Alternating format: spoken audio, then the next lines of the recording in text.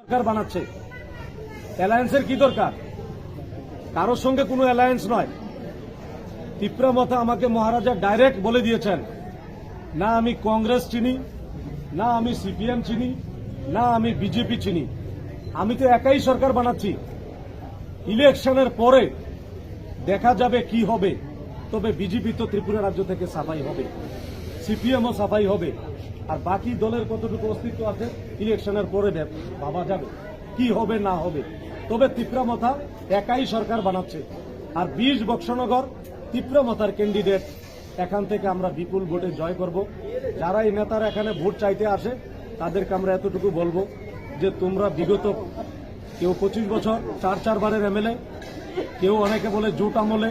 তুমি যদি এতই ভালো কাজ করতা তাহলে তুমি বারবার কেন ফেল করলা? এখানে জুমলা দিয়ে তো চলা যায় না।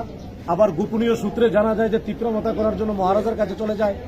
আবার দেখা যায় কালকে ভেলুয়ার চরে তীব্রমতার প্রোগ্রামও করে। কেন ভাই, মানুষ বেকুব নাকি? তো মানুষকে